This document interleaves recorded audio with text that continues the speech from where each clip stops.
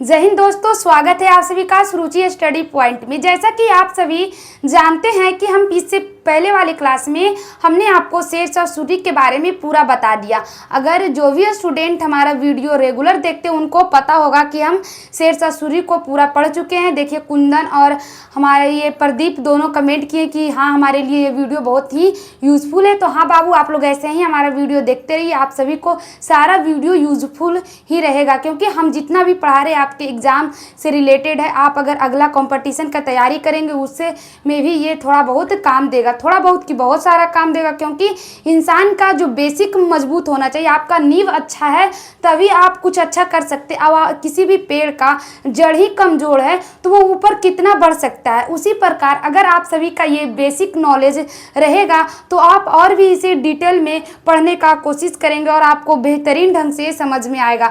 तो इसी के साथ हम अपना क्लास स्टार्ट करते। आज हम अकबर के बारे में पढ़ेंगे और अकबर के बारे में जानेंगे कि अकबर किस तरह अपना शासन काल में अपनी शासन व्यवस्था को रखता है और बहुत ही कम समय में अकबर भारत पे शासन करने लगता है। और हम यह भी जानेंगे कि जो अकबर का जितना भी कार्य है जो किया है वो शेरशाह सूरी के जैसा दिखाई पड़ता है क्या, कि जैसा शेरशाह सूरी कार्य किए थे, जिस तरह से प्रशासनिक कार्य शेरशाह सूरी के द्वारा किया गया था, उसी प्रकार अकबर के भी प्रशासनिक कार्य देखा जाता है। तो आज हम अकबर का फर्स्ट लेक्चर देख रहे हैं और सेकेंड लेक्चर हमारे इसके बाद वाला वीडियो में आएगा। तो इसीलिए आप ये भी वीडियो और आने वाला नेक्स्ट वीडियो को भी आप ध्यान से पढ़िएगा। तो हमारा फर्स्ट लेक्चर क्या है, अकबर के बारे में जानेंगे कि अकबर का जन्म कैसे होता है, अकबर की माँ वो कैसे युद्ध करके कैसे किससे युद्ध करके अपना साम्राज्य को विस्तार करता है और अपने गद्दी पे बैठता है। क्या बैठता है? मुगल साम्राज्य का जो अकबर होता है वो राजा बनता है। क्योंकि आपको पता होगा कि हुमायूं की मृत्यु 1556 ईस्वी में हो गया था। जैसा कि हमने आपको बताया था कि 1555 ईस्वी में जो हुमायूं होता है फिर से भारत पे आक्रमण करता है और उस समय जो सिकंदर सूरी वंश के जो शासक थे उनको हराकर वो फिर से भारत में मुगल साम्राज्य की नींव रखता। कौन? आपका हुमायूं। लेकिन दुर्भाग्यवश उनका जो मृत्यु होता है वो 1556 ईस्वी में हो जाता। अब कहेगा कैसे? तो पुस्तकालय से गिरकर हुमायूं की मृत्यु हो जाती। उस समय उनका जो बेटा थे वो बहुत ही कम उम्र के थे, ज़्यादा नहीं, 13-14 साल के उनके बेटा अकबर थे। तो अकबर उस समय बहुत ही कम उम्र के थे और हुमायूं की मृत्यु हो गई थी।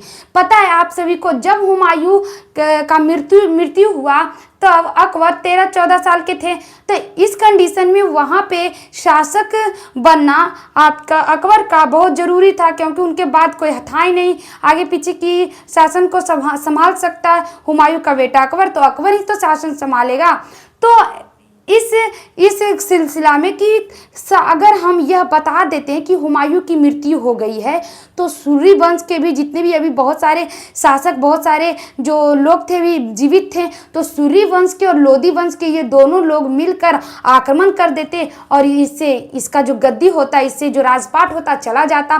तो सब दिमाग लगाता है कि जैसे ही हुमायूं की मृत्यु होती है ना, तो हुमायूं की मृत्यु होने के बाद 17 दिन तक हुमायूं का मृत्यु छुपाया जाता है। कि 17 दिन तक इन्हें कहा जाता है कि हुमायूं मर गया, यानी कि राजा की मृत्यु को छुपा दिया जाता है। कितना दिन तक? 17 दिन तक, जब तक ये लोग फैसला ना ले सके कि हाँ अब इनको अकबर को राज्य अभिषेक किया जाए, अकबर को राजा बनाया जाए। उतना समय तक क्या किए? उनको छुपा कर रखे। किनका? कि हुमायूं का मृत्यु हो गया। उसके बाद अकबर को राज्याभिषेक किया जाता है, तब अकबर क्या बनते हैं? आपका मुगल साम्राज्य के अगले राजा बनते। तो आइए हम जानते हैं अकबर के बारे में। ये तो हमने आपको डिटेल दिया कि अकबर किस तरह से राजा बने। अब आइए हम अकबर का पूरा जीवन परिचय और कहाँ इनका जन्म हुआ, इनकी माँ कौन थी, इनकी दाई माँ कौन थी, इसके बारे में जानते। देखिए, अकबर का जन्म 15 अक्टूबर 1542 अमरकोट में राणा वीरसाल के महल में हुआ। देखिए बाबू, हम आपको बात जैसे देखिए, जो हुमायूं जो था 1555 ईस्वी में जो युद्ध होता है उसके कारण तो हुमायूं चला जाता है। 1555 ईस्वी में जो युद्ध होता है तो भारत छोड़ के हुमायूं चला जाता है।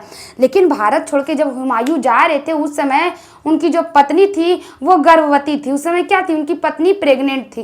तो वो अपनी पत्नी को लेकर कहाँ दर दर भटकते। और उसके बाद वो जब जब वो पाकिस्तान अफगानिस्तान से आगे बढ़े तो वहाँ ज़्यादा पथरीला एरिया था, ज़्यादा पहाड़ था, पत्थर था, तो उनकी अवस्था नहीं थी उनकी पत्नी की कि वो इस अवस्था में क्या कर सके, ट्रेवलिंग कर सके। तो उन्होंने क्या किया, अपनी पत्नी को, हुमायूं क्या करते, अपनी पत्नी को अमरकोट के राणा वीरसाल के महल में छोड़ देते। अमरकोट के जो राजा थे राणा वीरसाल के महल में अपनी पत्नी को छोड़ देते हैं कि मेरी पत्नी को यहीं रखिए, ये प्रेग्नेंट है, इनको हम कैसे ले जा सकते हैं। तो इस प्रकार जो हुमायूं होते अपनी पत्नी को कहाँ पे छोड़ के जाते हैं, तो अमरकोट के राणा वीरसाल के महल में। और वहीं अकबर का जन्म होता है, कहाँ, एक हिंदू परिवार में और एक हिंदू महल में आपके अकबर का जन्म होता है। कहाँ, किसके महल में, तो राणा वीरसाल के महल में अकबर का जन्म हुआ 15 अक्टूबर 1542 ईस्वी में। तो अकबर का जन्म होता है। उसके बाद जन्म होने के बाद इसकी जो लालन पालन जो होता है वो उनका जो धाई माँ होती है वो करती है, जिनका नाम महामंगा होता है। उसके बाद इनकी जो असली माँ थी उनका नाम हमीदा बानो था। हमीदा बानो बेगम अकबर की असली माँ थी। अकबर की असली माँ कौन थी, हमीदा बानो बेगम, लेकिन उसको पालन पोषण आपका करती है महामंगा। पालन पोषण कौन करती है, महामंगा। इनका जो अकबर का विवाह हुआ था हिंदल की बेटी से विवाह हुआ था, जिसका नाम था रुकैया बेगम। अकबर का पहला विवाह किससे होता है, रुकैया बेगम। रुकैया बेगम से अकबर का बहुत ही कम एज में विवाह हो जाता है। किसका, रुकैया बेगम से किसका विवाह होता है, अकबर का। अकबर ने जीवन की पहली लड़ाई 1555 ईस्वी में सर हिंदल के युद्ध में किए थे। अब कहिएगा कि 1555 ईस्वी में तो आपने बताया कि हुमायूं युद्ध किया था, तो जी हाँ बाबू, 1555 ईस्वी में हुमायूं युद्ध करता है, जिसको हम कहते हैं सरहिंद का युद्ध। उसके बाद जो हुमायूं युद्ध कर रहा था तो अपने युद्ध में अपने बेटा अकबर को भी ले जाता था और रखता था, ताकि अकबर, जैसे राजा का बेटा युद्ध में नहीं जाएगा, राजपाट को नहीं देखेगा, सीखेगा, क्योंकि ये सब देख के सीखा जाता है, मारूर देख के सीखा जाता है कि नहीं। लड़ाई करने के लिए देखा, अरे वो ऐसे लड़ रहा है, हमको भी ऐसे लड़ना चाहिए, नहीं होता है। तो इस प्रकार से जो हुमायूं जो थे अपने बेटा अकबर को लड़ाई में ले जाते थे। तो इसने जो अपने पिता के मौजूदगी में अपनी जीवन की पहली लड़ाई लड़ी थी, कब, 1555 ईस्वी में सर हिंद के। अकबर पंजाब का सूबेदार थे। जिस समय अकबर ने ये युद्ध लड़ा था उस समय अकबर क्या थे, तो पंजाब के सूबेदार थे, ना कि राजा थे। राजा नहीं थे, क्या थे, आपके पंजाब के सूबेदार थे। लेकिन राजा कब बनते, तो जब 1556 ईस्वी में, 1555 ईस्वी में तो इन्होंने अपने मतलब भारत को अपने अंडर में ले लेते। 1555 ईस्वी में दिल्ली पे अपना शासन स्थापित कर देते, कौन, हुमायूं। और 1556 ईस्वी में कब, तो 1556 ईस्वी में इनकी मृत्यु हो जाती है। क्या हो जाती बाबू, इनकी मृत्यु हो जाती है 1556 ईस्वी में। किनका, तो आपका हुमायूं को। किससे, तो पुस्तकालय की सीढ़ियों से गिरकर। अब इस समय सभी के बीच में बात आ गई कि आखिर हुमायूं तो मर गए, हुमायूं मर गए, यानी सूर्य वंश के सब लोग मारे लगी, एकदम उताहू कि कखनी सबके मार के हम गद्दी पर बैठ जाए। उधर लोधी वंश के भी बहुत सारे शासक लोग जीवित थे, वो भी मारना चाह रहे थे। तो ये सारा जो बात था वो सभी लोग समझ बूझ रहे थे कि देखो अगर हम अभी हल्ला कर देते हैं कि राजा मर गया, अगर बात मानिए कि अभी अगर हल्ला कर दिया जाए कि प्रधानमंत्री, ऐसा नहीं होना चाहिए, ऐसा बोलना सही नहीं है, लेकिन ऐसा मान लेते एग्जाम्पल, कोई मेरा ये मोटिव नहीं है कि ऐसा हो जाए, लेकिन एक एग्जाम्पल लेते कि ऐसा हो जाए कि प्रधानमंत्री किसी कारणवश उनकी मृत्यु हो जाए, प्रधानमंत्री के किसी कारणवश क्या हो जाए, मृत्यु हो जाए, और राष्ट्रपति भी भारत के अंदर ना हो, भारत के अंदर राष्ट्रपति भी ना हो, विदेश दौरे पे गए होंगे, तो क्या होगा। तो इस समय ना तो भारत में प्रधानमंत्री मौजूद है और ना ही तो राष्ट्रपति मौजूद है, तो क्या बाहरी देश के जो लोग हैं वो आक्रमण नहीं कर सकते, कर सकते हैं। तो इस कंडीशन में आप क्या कीजिएगा, कहिएगा चुप रहो, मीडिया उडिया सबको कहिएगा चुप रहो, कोई हल्ला नहीं करना कि प्रधानमंत्री मर गया, कि करो, कोई हल्ला मत करो कि प्रधानमंत्री मर गए, ताकि हमारी जो राजनीति व्यवस्था है उसको स्टेबल करके रखा जाए। और जब तक मामला संभल ना जाए, जब तक ये हल्ला नहीं करना कि मर गया। सेम यही काम होता है हुमायूं के साथ। जब हुमायूं का निधन होता है तो उसे हल्ला हल्ला नहीं किया जाता है कि हुमायूं मर गया, हुमायूं, अरे हुमायूं मर गया चलो लड्डू पूड़ी खाएंगे, ऐसे नहीं कोई बोलता है। आराम से रहता है कि खाएंगे लड्डू पूड़ी, लेकिन जब अकबर का राज्याभिषेक होगा तब। ये नहीं कि अब हुमायूं मर गया चलो पूड़ी मिठाई खाए लगी सब तैयार हो जाओ, ये सब हल्ला नहीं करता है। काहे ने हल्ला करता है? डर था कि जहां हल्ला करेंगे तो वो सब आ जाएगा उधर से सूरी वंश के, लोधी वंश के बढ़िया से आके हमनियों सब के पूरी सब्जी खिला देगा, तो नहीं हल्ला करता है। उसके बाद चुपचाप सब की करता है, अकबर, ये अकबर जो होते हैं अकबर का राज्याभिषेक करता है। तो अकबर उस समय पंजाब में थे, पंजाब के सूबेदार थे, तो सब लोग सोचता है, लेकिन भनक तो लग रहा था, धीरे धीरे सबको पता लग रहा था कि लगता हुमायूं मर गया। तो सब लोग सोचते हैं कि आपके बैरम खान हो गए, और आप बैरम खान हो जाते हैं, और आपके जो उनके जो ये होते उनके जो आपके कलानौर हो मरीज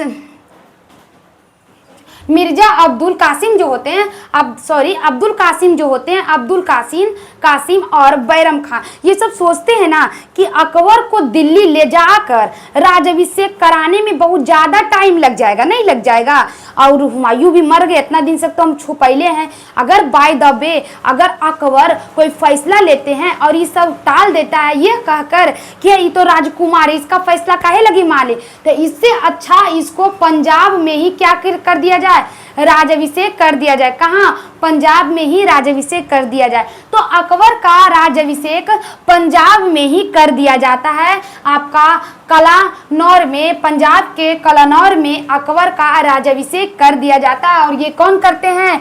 मिर्जा अब्दुल कासिम। मिर्जा अब्दुल कासिम के द्वारा 1556 ईस्वी में किसका? तो अकबर का राज्याभिषेक कर दिया जाता है। यहाँ तक दिक्कत आपको समझ में आ गया नहीं कैसे अकबर को राजा बनाया जाता है। अब देखिए अकबर तो राजा बन गए, अकबर राजा बन गए, लेकिन उन्हें से सूरी वंश के और लोधी वंश के बहुत सारे जो लोग थे जो शासन करना चाहते थे, सूरी वंश के और लोधी वंश के बहुत सारे लोग, दोनों सब मिलके अपना अपना सेना लाया, सूरी वंश भी लाया, लोधी वंश भी सब मिलके सेना लाया और इस पे आक्रमण कर दिया। किस पे आक्रमण कर देता है? आपके अकबर पे आक्रमण कर देता है कि अब हम दिल्ली को तो जीत लेंगे, लेकिन वहीं बैरम खां जो होते हैं वो अकबर को संरक्षण देते हैं और अकबर को बचाते हैं। तो पानीपत की दूसरी लड़ाई होती कब? 1526 ईस्वी में पानीपत की दूसरी लड़ाई होती है। कहाँ? पानीपत में 1556 ईस्वी में, सॉरी गलती हो गया, 1556 ईस्वी में, क्योंकि 1526 ईस्वी में तो पहले युद्ध हो गया था बाबर और इब्राहिम लोदी के बीच, और 1556 ईस्वी में होता है हेमू, होता है हेमू के बीच और आपके बैरम खां के बीच। हेमू और बैरम खां के बीच क्या होता है? युद्ध होता है। किसका? तो पानीपत की दूसरी लड़ाई 1556 ईस्वी में। और इस प्रकार जो हेमू होता है वो पराजित हो जाते हैं और बैरम खां जीत जाता है। देखिए बैरम खां बहुत ईमानदार था उस समय। बैरम खां जो थे अकबर के सेनापति थे और सारा कारवार बैरम खां अपने देख रेख कर रहा था। किसका? अकबर का। और जब पानीपत का युद्ध हुआ तब बैरम खां चाहता तो अकबर को भी मार के अपने शासक बन जाता, लेकिन वैसा नहीं करते। वो अकबर का ईमानदार और अच्छे सेनापति थे, लेकिन आगे चल के उनके साथ बहुत बुरा होता। आइए देखिए, बताती हूँ कैसे। तब देखिए हिंदाल की बेटी रुकैया से इनका विवाह होता है और जीवन की पहली लड़ाई 1555 में सरहिंद में अकबर पंजाब का सूबेदार थे, उस समय हमने बता दिया। इनका राज्याभिषेक पंजाब के कलानौर में होता है। पंजाब के कलानौर में किसका? तो अकबर का राज्याभिषेक होता है और मिर्जा अब्दुल कासिम के द्वारा किया जाता है। मिर्जा अब्दुल कासिम दिमाग देते हैं कि दिल्ली ले जाते तो बहुत देर हो जाएगा, इनका यही कर दो राज्याभिषेक। तो इस तरह इनका राज्याभिषेक कर दिया जाता है। और 1556 ईस्वी में पानीपत की युद्ध होती, किसका? हेमू और बैरम खां के बीच, जिसमें कौन जीतते हैं? बैरम खां जीतते और हेमू पराजित हो जाता है। उसके बाद आपको पता होगा कि 1556 से 1560 ईस्वी तक, मतलब जब से अकबर राजा बने, 1556 में अकबर राजा बनता है, 1556 में अकबर राजा बनता है। उस समय उनका एज बहुत कम था, करीब वो 15-16 साल के, 14-15 साल के वो थे। तो सोचिए 14-15 साल के स्टूडेंट होता है ना, 15-16 साल में किसी को क्या नॉलेज होता है, और इसको पूरा राजपाट संभालने को मिल गया। इनके पास उतनी अभी मैच्योरिटी नहीं थी, इनका अभी ब्रेन उतना डेवलप नहीं था कि कैसे शासक चलाया जाता है, क्योंकि पूरा इनको पर कारवार आ गया। तो इनका जो संरक्षक थे और सेनापति इनको दिमाग देते थे कि आप ऐसे कार्य कीजिए। तो 1556 से लेके 1560 ईस्वी तक बैरम खां के द्वारा इनका शासन व्यवस्था चलाया गया। मतलब 1556 से 1560 तक बैरम खां के नेतृत्व में अकबर शासन किए। कब? 1556 से 1560 में। आप लोग अकबर और जोधाबाई, जोधा अकबर का नहीं देखें सीरियल? जोधा अकबर का सीरियल में दिखाया जाता महामंगा कितना डेंजरस औरत रहती है। सही में महामंगा डेंजरस रहती है। महामंगा इतना डेंजरस रहती है कि बेचारा देखिए बैरम खां कितना बढ़िया था ना, बैरम खां कितना अच्छा था। बैरम खां इसको पानीपत के युद्ध में 1556 में जो ये पानीपत का युद्ध हुआ था उसमें भी ये साथ देता है ना। कौन? आपका बैरम खां। उसके बाद ये छोटा से लेकर बड़ा तक इसको संभालता है। मतलब 14 साल में ये बैठे थे, 15 साल में, और वहाँ से इनको शासन कैसे चलाना चाहिए इनकी सारी देख रेख बैरम खां करता था। लेकिन इनकी जो महामंगा थी दाई माँ जो इनका देख रेख करती थी, जिसका लालन पालन किया था दाई माँ ने किया था, जिसका नाम महामंगा था, और उनकी माँ का नाम हमीदा बानो बेगम था। तो जो दाई माँ थी वो अकबर को बहुत ही मानती थी, अकबर भी उसको बहुत मानते थे।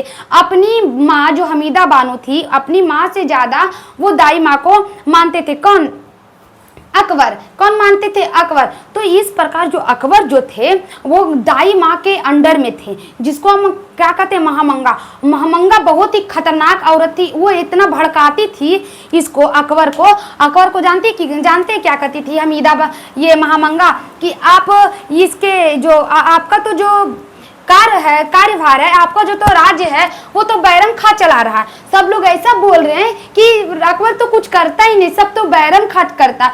बैरम खां के खिलाफ इतना महामंगा उनको भड़काती है, इतना महामंगा भड़काती है, और अकबर भी नादानी पूर्वक उनकी बातों में आ जाते हैं और उनसे युद्ध कर लेते हैं। 1560 में बैरम खां से युद्ध कर लेते हैं, जिसको तिलवाड़ा का युद्ध कहते हैं। बैरम खां और अकबर के बाद से युद्ध हो जाता है, जिसे तिलवाड़ा का युद्ध कहते हैं। देखिए सोचिए बाबू, कितना दुखद घटना हुआ कि जिस इंसान ने 1556 ईस्वी में उनको युद्ध करके पानीपत को जिताया, उनको साम्राज्य को बचाया, उनको बचपन से या कह सकते हैं उन छोटा से उनको राजा बनाकर उनका संरक्षण किया, देख रेख किया, और उन्हीं के साथ उनका युद्ध करना पड़ा अकबर के साथ। ये सिर्फ महामंगा। तो किसी के भड़काने और किसी के बात में नहीं आना चाहिए। और कोई एकाध ऑप्शन होती है महामंगा, शकुनी होती है हर एक परिवार में, जैसा देख सकते हैं आप। तो ये महामंगा जो है वो क्या करती है?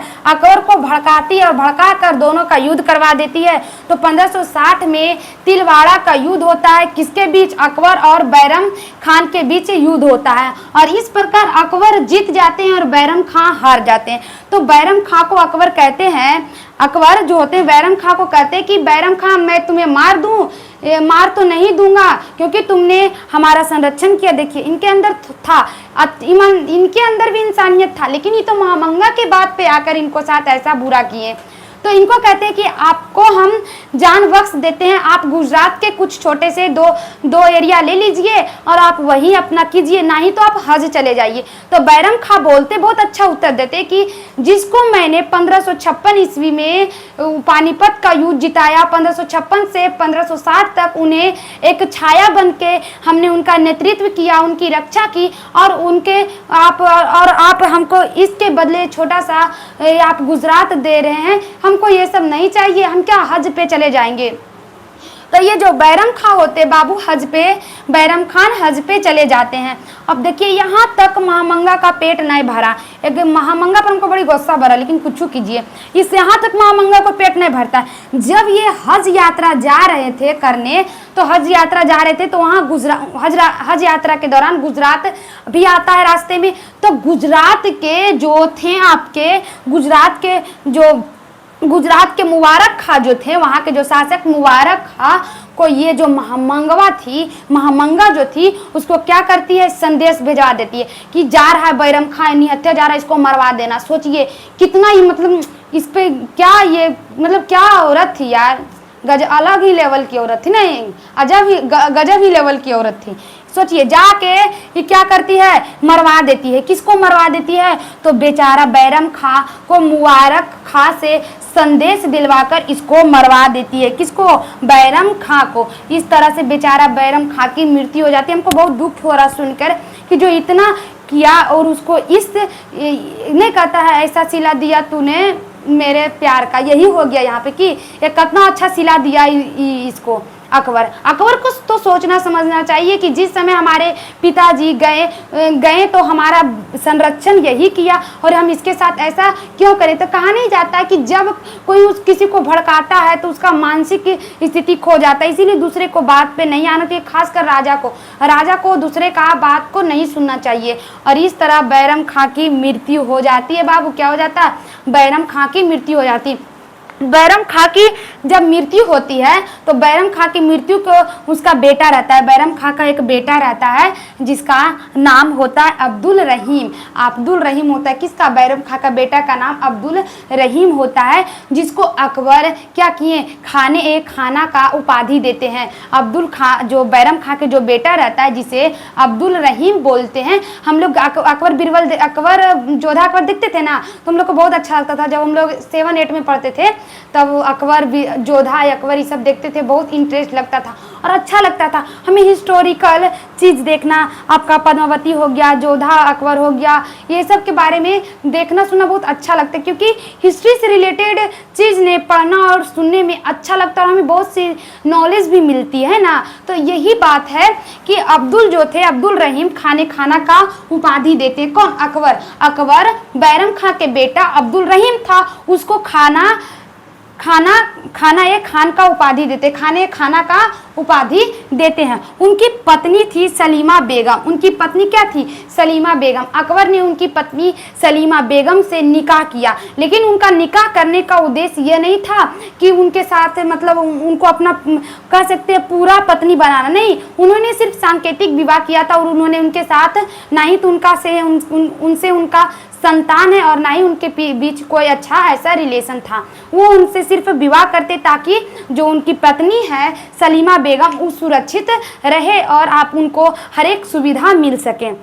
तो इस तरह सलीमा बेगम, अकबर ने अपना फर्ज निभाया, लेकिन ये जो महामंगवा चक्कर में अकबर का दिमाग खराब हो गया था। तो अकबर के जो पत्नी होती है उसको सलीमा बेगम थी। क्या थी, सलीमा बेगम। लेकिन ये क्या थी, असली पत्नी थी नहीं, सिर्फ सांकेतिक पत्नी थी। ये सिर्फ इनसे विवाह किए थे, ना तो इनका कोई संबंध और ना इनसे इनका कोई संतान हुआ। इनकी दासी थी जिसका नाम था नूरजहां, जिसका नाम क्या था, नूरजहां।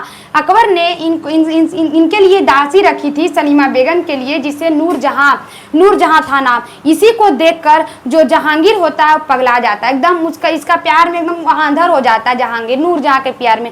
हम बढ़ाएंगे आगे आपको नूरजहां के बारे में डिटेल से, लेकिन अभी हमको सिर्फ अकबर के बारे में जानना है ना, तो अकबर के बारे में जानना है। तो ये जो थी आपका, अब ये सब क्या होती है, ये सब अकबर करते हैं किसके लिए, आपके बैरम खां की पत्नी और बेटा का।